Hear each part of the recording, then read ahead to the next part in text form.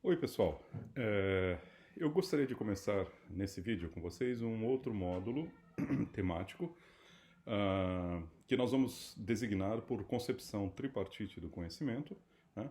Ou, se vocês forem ler o capítulo do Lawrence Bonjour, né, do texto que mais ou menos eu estou tentando seguir, estou tentando desenvolver a discussão paralelamente, mais ou menos seguindo a ordem cronológica e temática do Bonjour, ele chama da concepção clássica do conhecimento, né? Nós já falamos aí para trás, em algumas ocasiões, sobre essa concepção tripartite, né? A ideia que estava implícita na concepção cartesiana do conhecimento que nós estudamos nos vários vídeos anteriores. Né? A ideia dessa concepção clássica que foi tornada explícita, quer dizer, não é um autor criou a concepção clássica, mas há elementos dela presentes na tradição da filosofia ocidental, aqui e ali, um autor, há elementos explicitamente presentes ou implicitamente presentes em vários autores, né?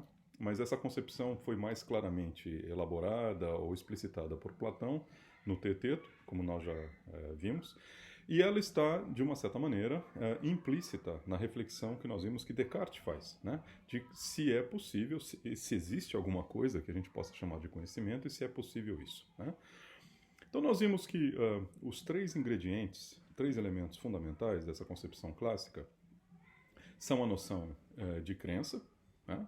Crença que é um estado mental, é algo que está na mente, né? Não está lá no mundo, está na mente, certo? A noção, a noção de verdade, porque nós falamos que não pode haver conhecimento de coisas falsas, porque isso a gente não chama de conhecimento. Né? Eu sei que 2 mais 2 é igual a 5, não faz sentido, porque 2 mais 2 igual a 5 é falso. Né? Então, conhecimento parece estar, de alguma forma, muito intimamente ligado com a noção de verdade também. Né? E também com a noção de justificativa, né? Que nós vimos lá, que uma reflexão que vem de Platão, e nós vamos agora tentar elaborar, revisar isso aí e ver em maiores detalhes, é que se existe crença, e uma crença é verdadeira, né? Existe crença numa proposição verdadeira, se essa crença for um mero acaso, né? Quer dizer, a pessoa crê em uma certa proposição, mas não tem a menor ideia por que ela crê, não é capaz de dar razões para aquela crença, não é capaz de justificar aquela crença em nenhum nível, tá certo? Então é difícil chamar de conhecimento. O que você pode chamar é de uma crença que, por sorte, é verdadeira, mas não é verdade que a pessoa saiba, né, aquilo. Né? Ela pode estar repetindo, pode estar repetindo algo que ela escutou de alguma autoridade. A criança faz isso, né? A criança diz que a aritmética é incompleta, né? Mas por quê? Né? Não é capaz de dar nenhuma justificativa do ponto de vista da teoria da aritmética de por que essa teoria é incompleta, né? Porque isso é bastante mais complexo, envolve teoremas da lógica e etc. Né?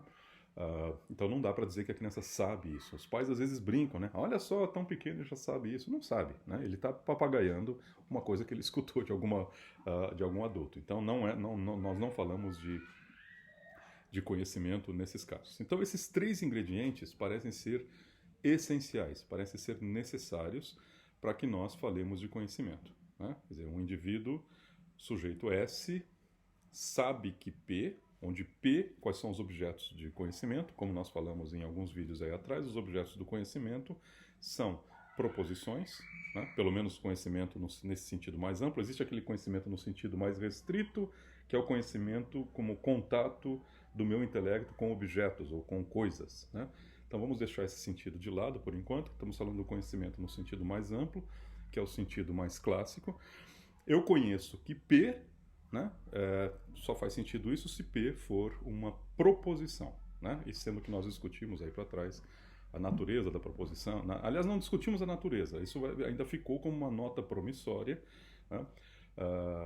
Que vocês vão entender melhor, ou não, né? Dependendo de quem vocês estudem, num curso propriamente de filosofia da linguagem ou de filosofia da mente. Né? Classicamente se considera que proposições são aquele tipo de entidade que é capaz de ser verdadeira ou falsa, né? Aquele tipo de entidade que pode ser verdadeira ou falsa. Então você pergunta de alguma coisa, se aquilo pode ser verdadeiro ou falso no sentido genuíno, Não no sentido de ser falsificado ou de ser autêntico, como a gente brincou aí atrás, no whisky produzido no Paraguai versus o whisky produzido na Escócia. Não é falso o whisky paraguaio, ele é uma substância, é álcool com várias... Ele não é falso. O que é falso é algo que eu digo sobre ele. O que eu digo sobre ele, ou o que eu penso sobre ele, é que ele foi produzido na Escócia segundo a fórmula original, etc. Isso é falso. Tá? Então, o indivíduo sabe que P, em primeiro lugar, se existe crença envolvida, né? Se não tem crença, não dá para falar de conhecimento. Né? Se P é uma proposição verdadeira, se não for verdadeira, não dá para falar de conhecimento. Tá?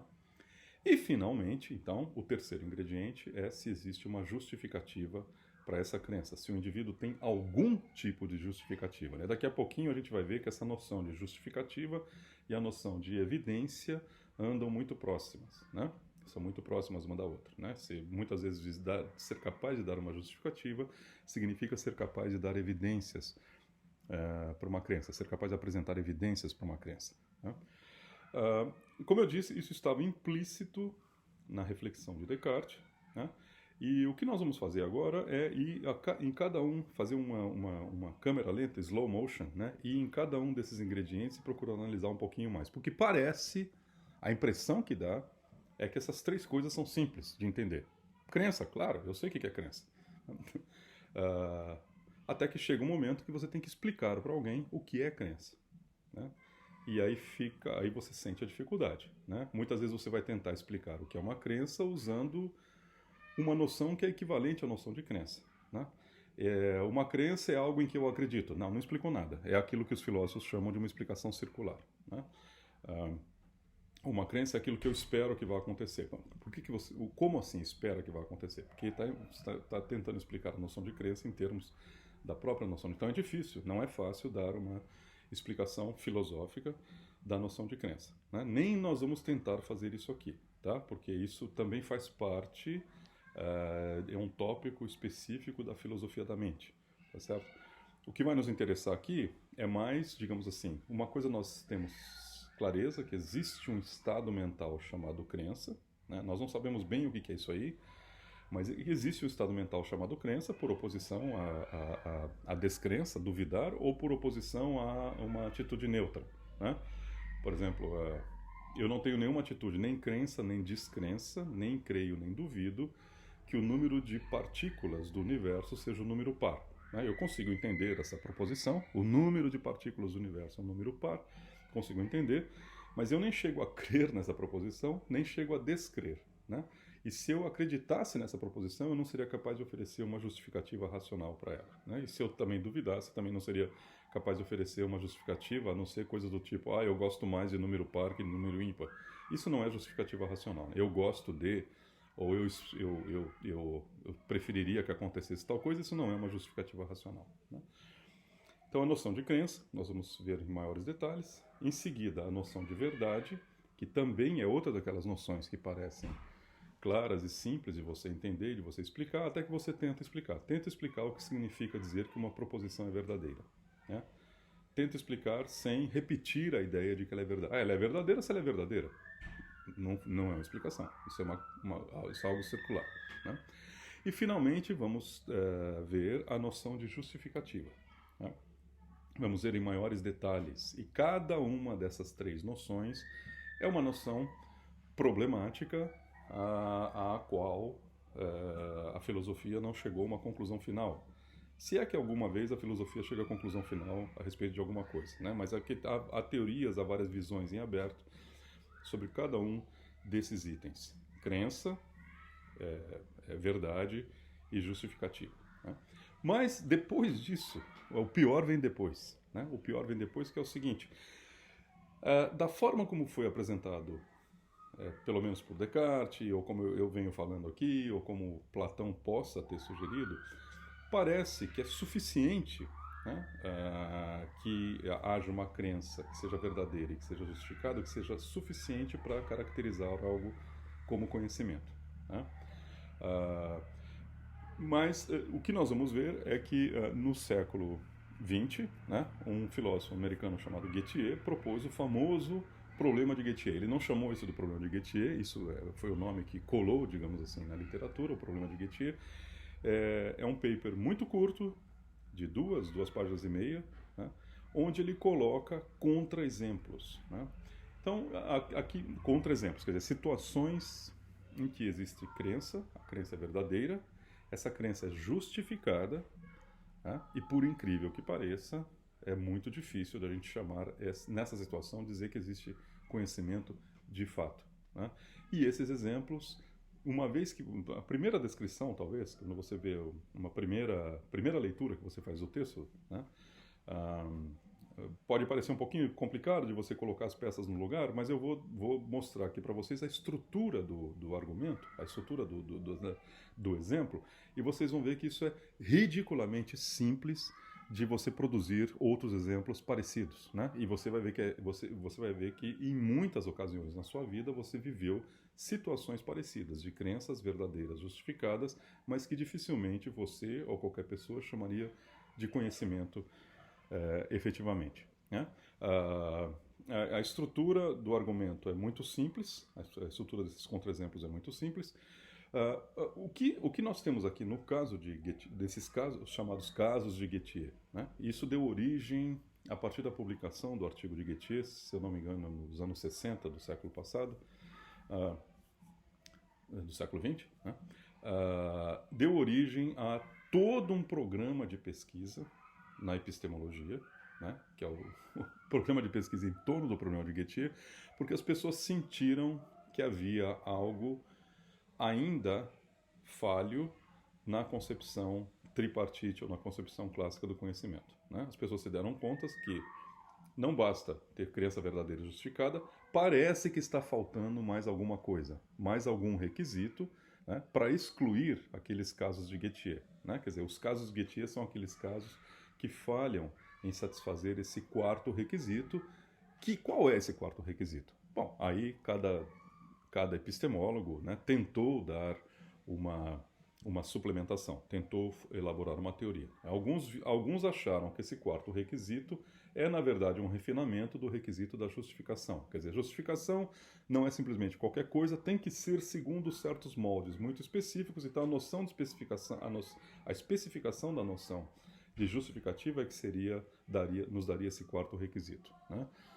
Alguns outros entraram em desespero e disseram, não, de fato, o problema de Gettier vem mostrar que crença verdadeira e justificada não é suficiente para caracterizar conhecimento. Então, a gente não sabe, no final das contas, a gente não sabe o que é conhecimento. Né?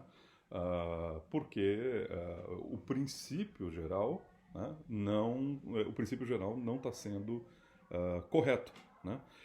Aqui entra uma reflexão metodológica, né, a respeito da filosofia. Mas vocês podem pensar o seguinte, mas um exemplozinho só que está sendo dado destrói toda uma concepção clássica de Platão, Descartes, etc. Né? Platão, Descartes, Kant são muito mais famosos que esse tal de Gettier, e um exemplozinho foi capaz de destruir toda essa concepção. Mas aqui é uma reflexão metodológica daquilo que nós fazemos em filosofia. Em filosofia nós trabalhamos, sempre que possível, com leis muito gerais. Leis muito gerais têm a seguinte forma.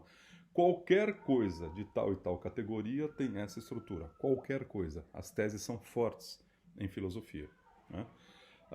E aí, uma lei dessa forma, se nós dissermos que qualquer coisa tem tal e tal estrutura, se você encontrar um único contra-exemplo, tá? Ele mostra que essa formulação geral, dessa maneira que tem essa pretensão de cobrir todos os casos, essa formulação ela é falsa, tá certo? Ela não é correta, tá certo?